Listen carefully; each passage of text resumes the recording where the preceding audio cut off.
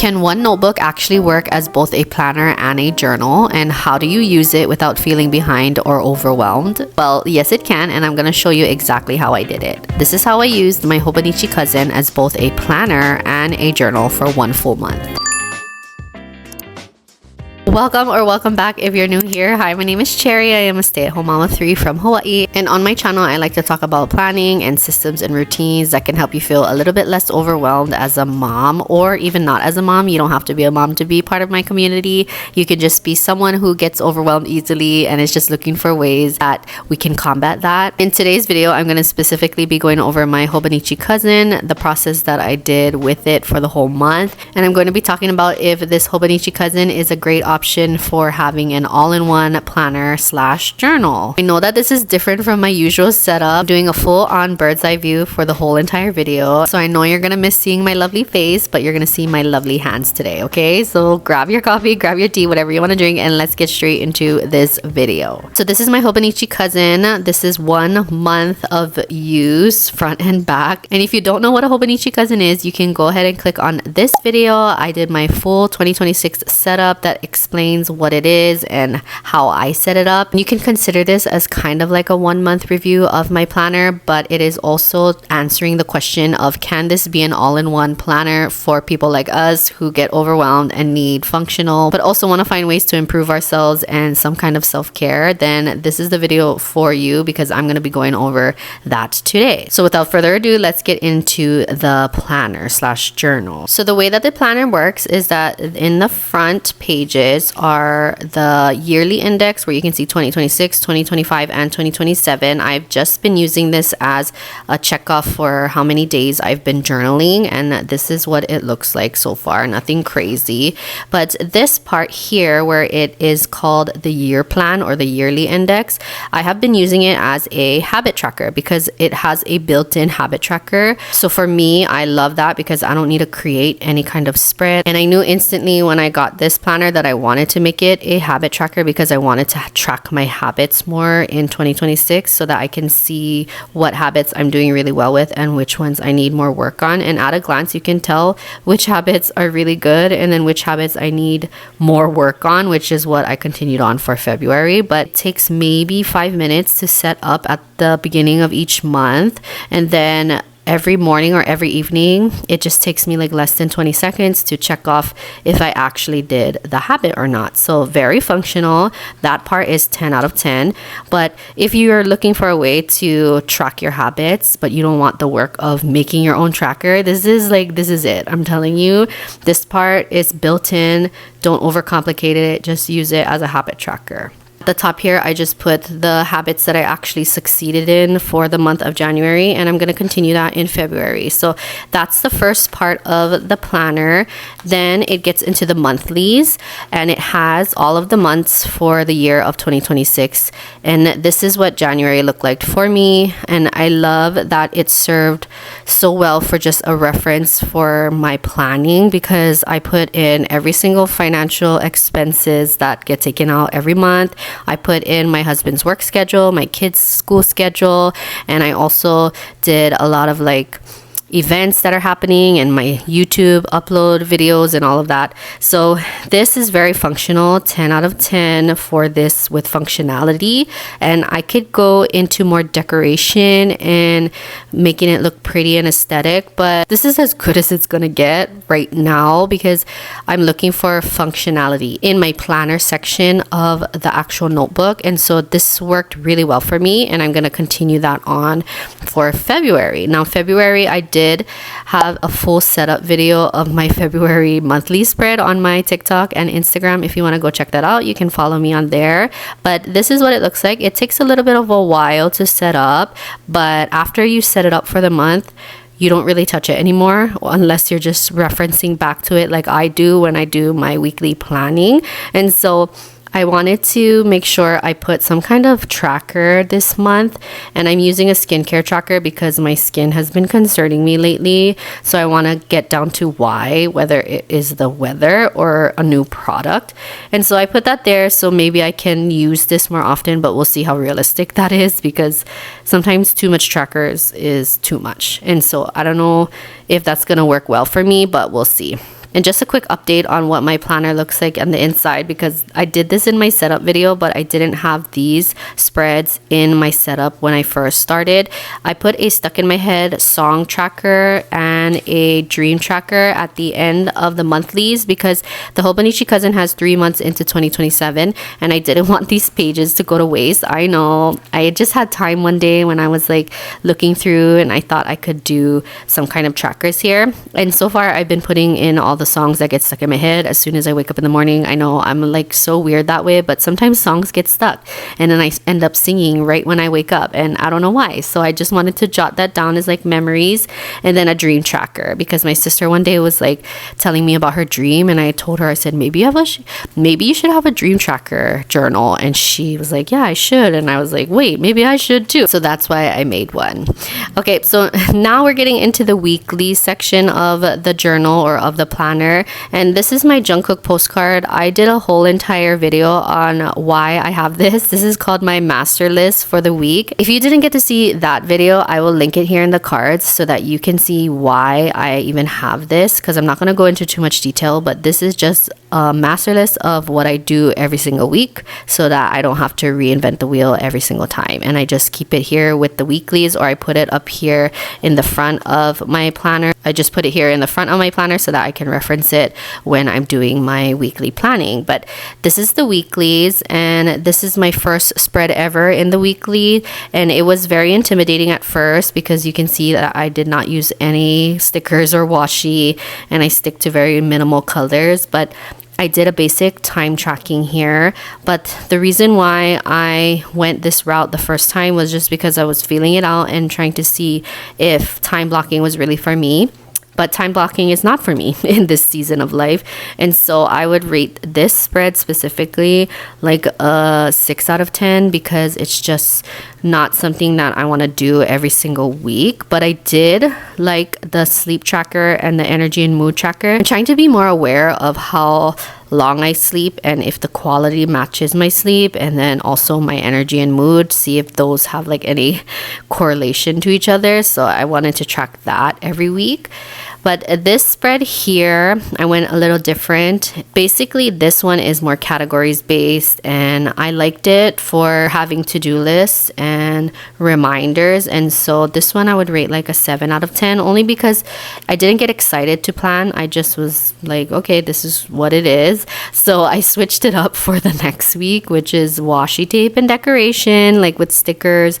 And then I changed up the sleep tracker and the habit tracker with bar graphs and dotted graphs instead. I don't know. Let me know in the comments, which ones do you guys like better? Do you guys like the bar graph or the dot graph? Pretty sure I'm going to be sticking to the bar graphs though, but this one is more minimal with the categories. It's just 3 instead of this one, which had like 5.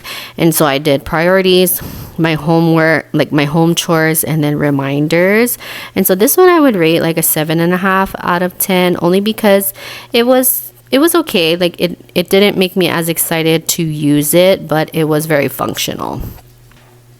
Then this week I did a rolling to-do list here, which is what I used to use when I did bullet journaling way back when. I did include like a behavior tracker for my son with his autism, because I wanted to track certain behaviors and certain like sensory problems that we've been noticing. And I did more of a weekly recap on each day here. Now I did portion out the weekend part of this weekly spread because I don't really have anything going on the weekend anyways, so I used that. And then up here I just put the non-negotiables, which is basically whatever's scheduled that day.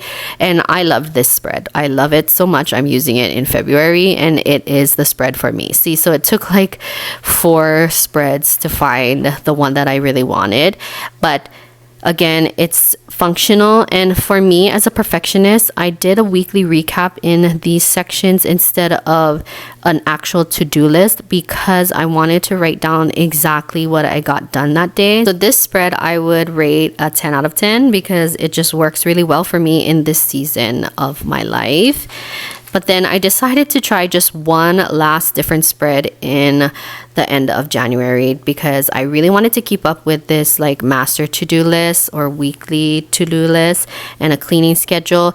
but I wanted to try out like a daily gratitude and a highlight of the week. Now, I liked this setup. It looks very, very nice, but it took too long to set up. I think it's because I was too much in my head, but I did something similar in my content planner, that's why. So I wanted to try it out in here, but I wish I had my son's behavior tracker again, but instead I decided to do a parent behavior tracker. I don't know why. I know I wanted to do a parent tracker, that's why, for myself, but I should have put my son's tracker in there. So this one I would give like a 9 out of 10, only because I wish I didn't have so much white space, and maybe I should have had a top 3 priorities each day instead of just like blank like this, but you live and you learn. And so this week, right now, the first week of February, I'm continuing on using this spread because, again, in this season of life that I'm in, I like having a to-do list, a rolling to-do list, and then recapping what I actually got done,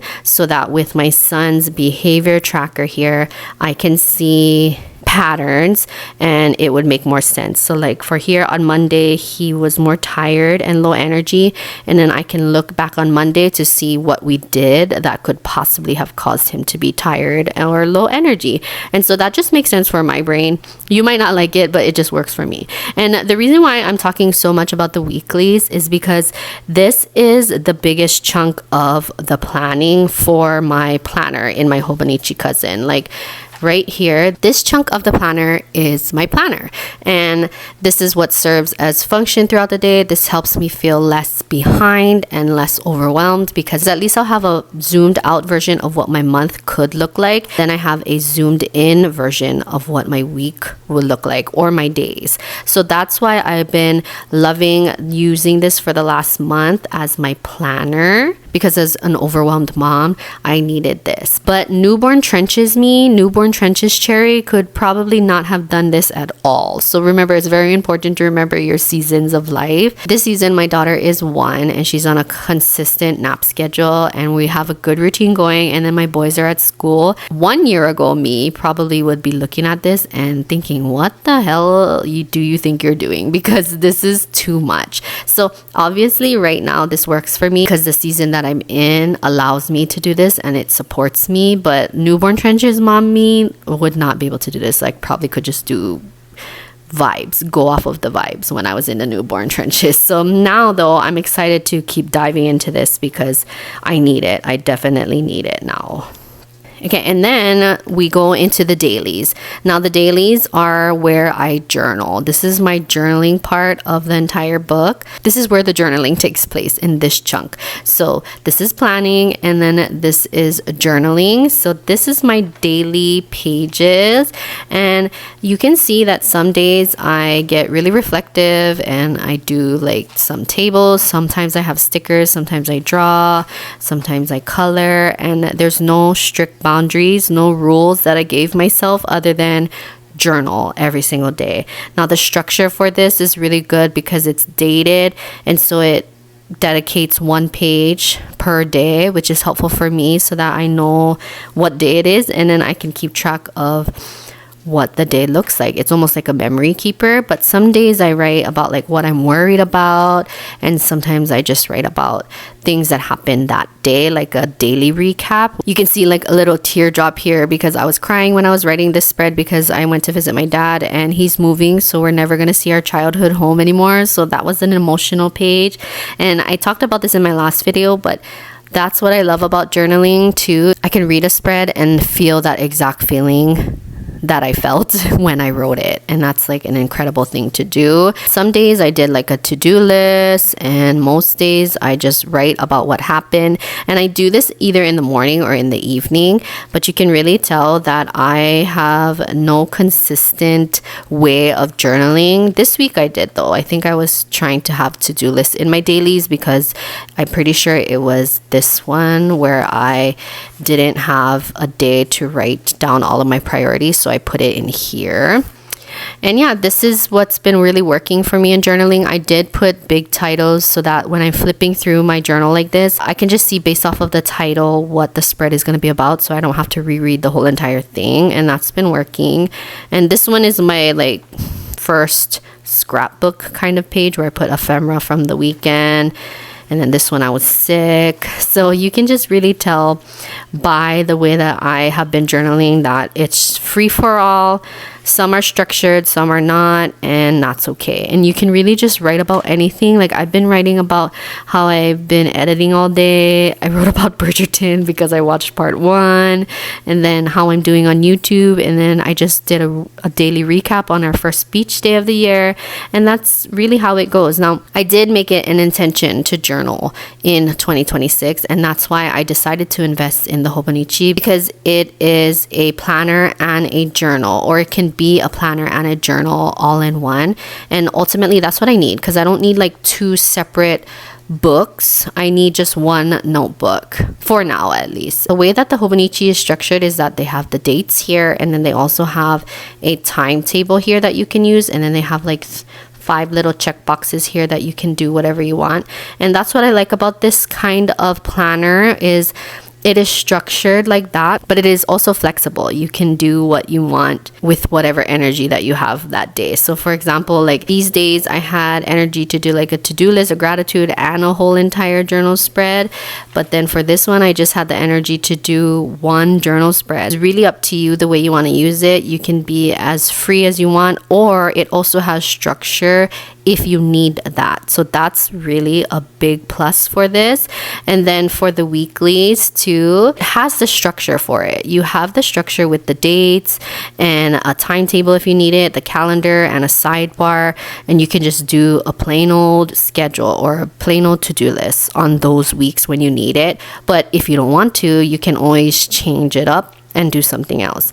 And that's what I like about this planner. I think that's why most people like me, because I know how that goes, most people end up just not using a planner that they bought, because sometimes planner layouts are already structured so much with like to-do lists, a cleaning to-do list, a habit tracker, a weekly recap, and maybe one week you're like, yeah, I can do all of that, and then the next week you're like, no, I cannot do that, I don't want to do that anymore. But you're boxed in to do it because that's the way the planner is laid out. But this type of planner, and I know Hobonichi is not the only type of planner that does this, but for example, the Hobonichi, because I have one, has the structure for you to use it if you need it, but it also gives you that creative outlet, that creative feel where you can do whatever kind of spread that you want when you feel like it. And so that's why I've been loving it so far. And that's why I feel like if you're like me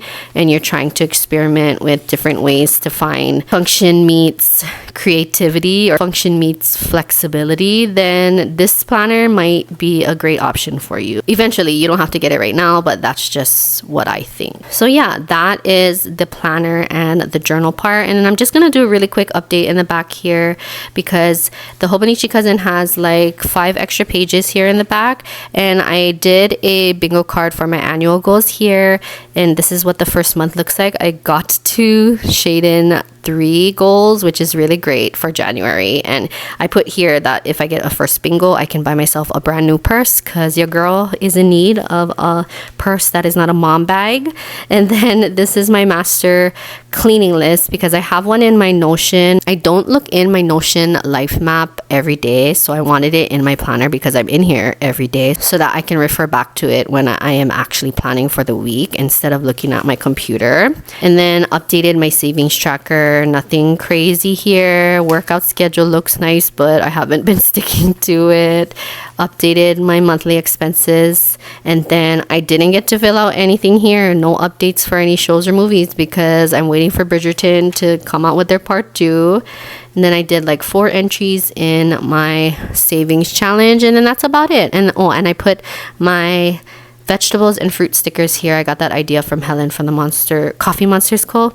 And then my first ever fountain pen sticker, it goes here. But that's basically it. That's what it looks like after 1 month of use. So can this Hobonichi be a planner and journal all in one? Yes, it can. And how does it make you feel less behind and less overwhelmed? First of all, set boundaries for yourself, that it doesn't have to be another chore to do.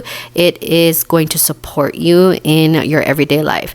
And the way that it makes me feel less behind is that, like I said, it shows a zoomed out version of my month, and then a zoomed tuned in version of my week, and that helps me feel less behind, because even if the day doesn't go exactly like this to a T, at least I know that I tried, and at least I planned it out, and it's there for me to fall back on when I need it. How does it make me feel less overwhelmed? And one of the ways that it does is because I journal now. Like I talked about this in my last video. It helps me to regulate myself before or after the chaos of the day, but it also is something that I'm not pressuring myself to do. I genuinely want to journal, and I genuinely want to plan, and that helps out so much. So if you're in a season where you feel like you can't commit to something like this, then don't.